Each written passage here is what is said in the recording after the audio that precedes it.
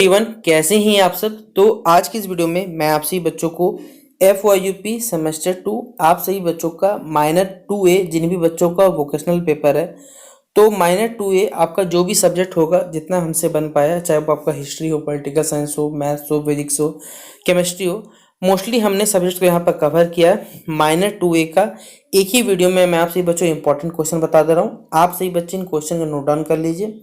Exam से पहले इनके नोट्स बना के अच्छे से रिवीजन कर लीजिएगा, प्लस अपने सिलेबस को देख के थोड़ा एग्जाम के लिए पढ़ जरूर लीजिएगा, क्योंकि एग्जाम में माइनर 2A का जो सिलेबस है वो उतना हार्ड नहीं है। पहले बार जान लीजिए, वो इजी ही सिलेबस है, बस आपको थोड़ा सा उसे पढ़ना पड़ेगा, तो आप लोग आराम से पेपर में अच्छे मार्क्स ला पाइएगा। तो चलिए वीडियो को हम लोग शुरू करते हैं। वीडियो पसंद आए तो वीडियो को लाइक करिएगा, चैनल पर अगर न्यू आए तो चैनल सब्सक्राइब करिएगा, साथ में बेल आइकन पे क्लिक कर लीजिएगा ताकि इसी प्रकार हर वीडियो का नोटिफिकेशन का आपको अपडेट मिलता रहे। डिस्क्रिप्शन बॉक्स में टेलीग्राम में जुड़ जाइएगा, कोई भी अपडेट आएगा कॉलेज या यूनिवर्सिटी द्वारा शेयर कर दिया जाएगा।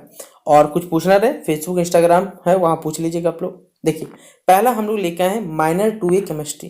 तो जो भी बच्चों का केमिस्ट्री अगर माइनर पेपर के रूप में है, जिनका पेपर, तो उनका वोकेशनल सिलेबस में सबसे पहले क्वेश्चन सवाल जो इंपॉर्टेंट नोट करिएगा वो है आपको explain the structure and function of digestive system. देखिए, डाइजेस्टिव सिस्टम अपने एक बहुत बड़ा टॉपिक है, तो इसका स्ट्रक्चर आपको अच्छे से याद होना चाहिए, इसका फंक्शन, क्योंकि इसमें डाइजेस्टिव सिस्टम में बेसिकली बहुत सारे हमारे ऑर्गन्स आते हैं, जिसके तहत आपको ये याद रखना पड़ेगा। और ये इंपॉर्टेंट क्वेश्चन है, मे बी ये 12 से 15 नंबर का सवाल पूछा जाएगा।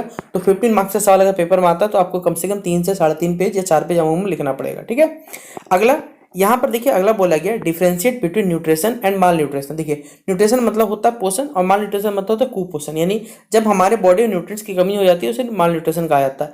तो इन दोनों के बीच में भी आपको क्या करना, डिफरेंशिएट करना या फिर डिस्टिंग्विश बताना, यानी डिफरेंस बताना बेसिकली। तो इसके अलावा डिफरेंट टाइप्स के जो न्यूट्रिएंट हम जानते हैं, कार्बोहाइड्रेट, प्रोटीन, फैट, विटामिन, इन सबों के बारे में अभी आपको क्या करना है, अलग से, मतलब सबके बारे में एक एक करके, ये नहीं कि सिर्फ एक ही लाइन लिख दीजिए कार्बोहाइड्रेट, नहीं भैया, आपको सबके बारे में एक्सप्लेनेशन के साथ सब कुछ बताना पड़ेगा। ठीक है, फिर अगला बोला है write some program started by Indian government for nutrition. देखिए, हमारी इंडियन गवर्नमेंट के द्वारा जो क्योंकि देखिए बहुत सारे क्षेत्र ऐसे हैं जहां पर बच्चों को सही से पोषण नहीं मिल पाता, इसलिए देखिए गवर्नमेंट के द्वारा बेसिकली जो मिड डे मील का योजना शुरू किया गया, यही कारण था। ठीक है, कि बच्चों को लालच देके भी या बच्चों किसी तरह स्कूल पहुंचाए ताकि वो शिक्षित हो, प्लस उनको सही आहार मिल पाए। ठीक है, तो यहाँ पर गवर्नमेंट के द्वारा कौन कौन से प्रोग्राम चलाए जाते हैं बेसिकली कहा जाए न्यूट्रिशन के लिए, बच्चों के लिए, तो ये बताना है हमें क्वेश्चन नंबर 4 में। अगला है प्रिंसिपल ऑफ फूड प्रिजर्वेशन। देखिए, खाद्य पदार्थों को आपको क्या करना है, संरक्षित रखना है या लंबे समय टिकाना। तो अब क्या कर सकते हो, तो हम लोग जानते हैं जैसे सॉस हो गया, जैम हो गया, इन सब में मीठापन रहता है, आर्टिफिशियल सॉल्ट भी रहता है कुछ कुछ, तो या फिर आर्टिफिशियल शुगर रहता है यहाँ पर, जिस वजह से वो लंबे समय टिकता है। उसी प्रकार आपको कुछ प्रिंसिपल बताने हैं कि फूड प्रिजर्वेशन क्या प्रिंसिपल है। इसके अलावा जो अगला second question number 6 number question है, उसमें कौन से तरीके जिसके तरह हम खाने को क्या कर सकते हैं, प्रिजर्व कर सकते हैं, ये बताना है। फिर हम जानते थे कि खाने का स्टैंडर्ड होता है जिसे फूड स्टैंडर्ड कहा जाता है, उसके बारे में बताना है आपको। फिर अगला हम बताना है हमारे पास कि अगर हमारे बॉडी में क्या होती है, विटामिन की डिफिशियंसी हो जाती है, या बॉडी में अगर एक्सेस ऑफ विटामिन भी होता है तो क्या हो सकता है, इसके बारे में ये क्वेश्चन नंबर 8 का सवाल है। क्वेश्चन नंबर 9 में पूछा गया डाइटरी फाइबर्स क्या होता है। उसके अलावा क्वेश्चन नंबर 10 में आपको कुछ एक्सप्लेन करना है, जिसमें ISI मार्क क्या होता है, एग मार्क क्या होता है और FSSI क्या होता है। ठीक है, ये तीनों आपको इसके बारे में बताना है। तो ये हमारे पास क्वेश्चन नंबर 10 रह गया। तो इस प्रकार, अच्छा यहाँ भी क्वेश्चन हमारे पास 2 क्वेश्चन और है कि कौन कौन जो हमारे गवर्नमेंट के द्वारा जो न्यूट्रिशन प्रोग्राम चलाए जाते हैं, इसका क्या इंपॉर्टेंस पड़ता है वेरियस कम्युनिटीज पे, ये बताना है हमारे पास। और डिफरेंट टाइप्स के जो विटामिन होते हैं वो भी बताना है। तो टोटल 12 क्वेश्चन रहे आप सभी बच्चों के लिए माइनर 2A केमिस्ट्री जिनका भी है, वो इसे नोट डाउन कर लीजिएगा अच्छे से। ठीक है, अगला हमारे पास है माइनर 2A ज्योग्राफी के लिए, जिसमें पहला ही देखिए, ये जो आपका पेपर है ज्योग्राफी का, वो डिजास्टर मैनेजमेंट वाला है।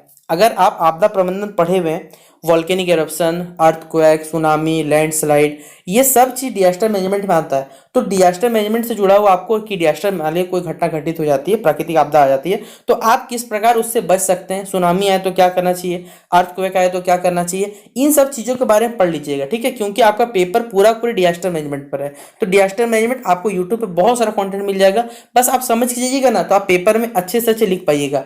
तो डिजास्टर क्या होता है, डिजास्टर के टाइप्स क्या हो सकते हैं, डिजास्टर के लिए मैंने कोई अगर आपदा घटित हो आप उसके लिए किस प्रकार अपने तैयार कर सकते हैं या क्या प्रिपरेशन करना चाहिए, अगर हैजर्ड डोनेशन मैपिंग क्या और इसका क्या रोल होता है हमें बताना है, किस प्रकार अगर जो वाटर बनी जो कह सकते हैं जो पानी से होने वाली बीमारी होती है उनको रोकने के लिए हम लोग क्या क्या कर सकते हैं, या फिर हम लोग किस प्रकार करके वेक्टर्स को कंट्रोल कर सकते हैं, या फिर अगर कहा जाए, देखिए जैसे यहाँ पर बहुत सारा बताया हुआ आपको, आपके सिलेबस में भी दिया हुआ है कि ये उत्तराखंड का जो केदारनाथ ट्रेजेडी था, या भोपाल का ट्रेजेडी हो गया, या जो भुज में अर्थक्वेक आया था चेन्नई में, यानी जो साउथ तरफ आया हमको 2004 में सुनामी आया था, या चासनाला कोल माइन डिजास्टर जो हुआ था, इन सब टॉपिक में से कोई एक टॉपिक आपके पेपर में पूछा जाएगा। इसका केस स्टडी आपको बताना पड़ेगा कि किस कारण से आया था, और ये प्रॉब्ली 15 मार्क्स से तो कम नहीं पूछा जाए सवाल।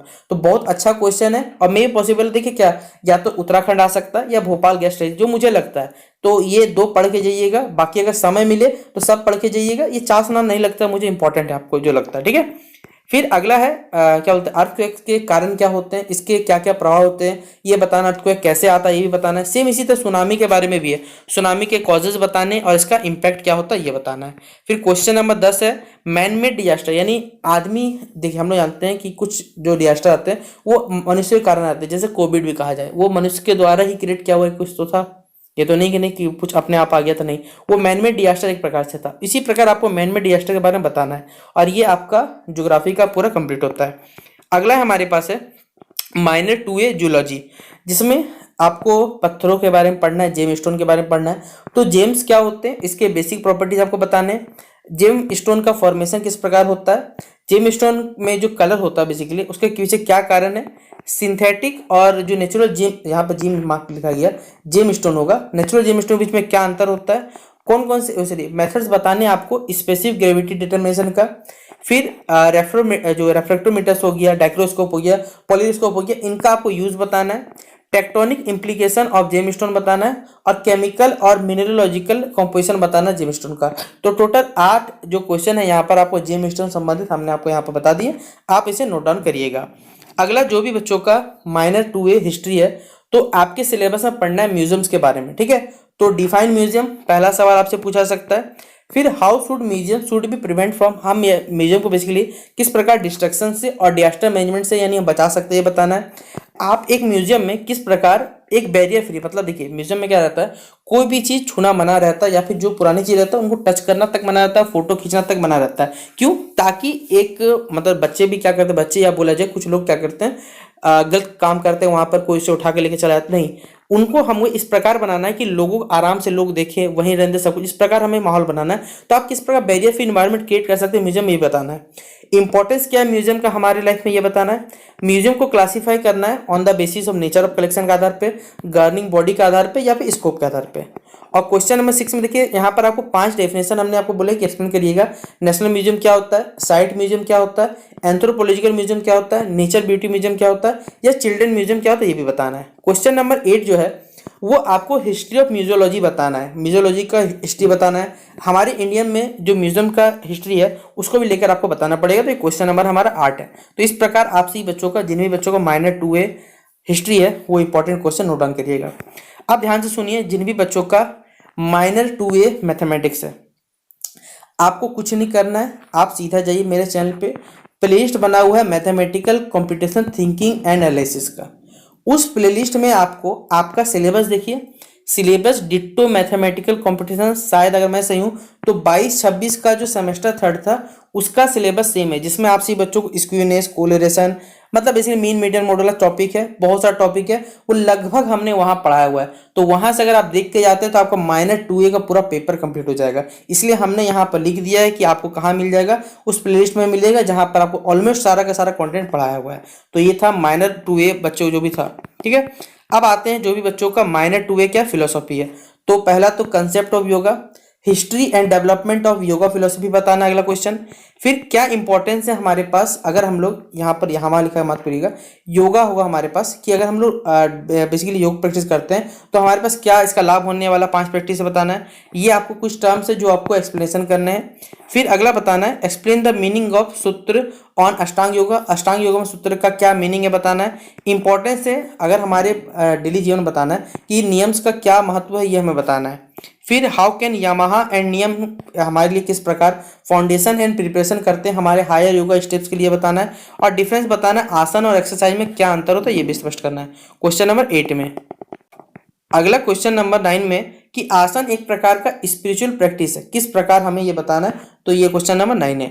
अगला जिन भी बच्चों का माइनर 2A फिजिक्स है तो इस क्वेश्चन को देखिएगा, एक्सप्लेन द इम्पोर्टेंस ऑफ, आपका बेसिक सिलेबस में एनर्जी सोर्सेज के बारे में पढ़ना है, तो नॉन कमर्शियल एनर्जी रिसोर्स का इंपॉर्टेंस बताना है, इको फ्रेंडली ग्रीन एनर्जी और रिलेटेड टेक्नोलॉजी क्या क्यों जरूरत हमें इसके पे बताना है, conventional non conventional energy resources के बीच में डिफरेंशिएट करना है, इन्वायरमेंट पे right the impact of environment and there issue and challenge, अगर हम ज़्यादा कन्वेंशियल सोर्स ऑफ एनर्जी इस्तेमाल करते हैं क्या इम्पैक्ट पड़ेगा, क्या हो सकता है ये बताना है। आपको रिन्यूएबल रिसोर्स एनर्जी को डिफाइन करना है, डिस्क्राइब करना है, क्या क्या इंपॉर्टेंस है, मेरिट है, डीमेरिट है सोलर एनर्जी की, ये बताना है।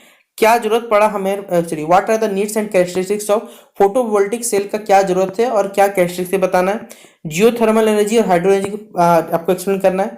फिर कुछ टर्म्स है जो आपको याद रखने हैं, जैसे पीवी मॉडल, इक्विवेलेंट सर्किट्स और सन ट्रैकिंग सिस्टम, ये 3 टॉपिक आपको याद रखने हैं, ठीक है, क्वेश्चन 9 के लिए। अगला जो भी बच्चों का माइनर 2A फिलोसॉफी है वो इसे देखिएगा।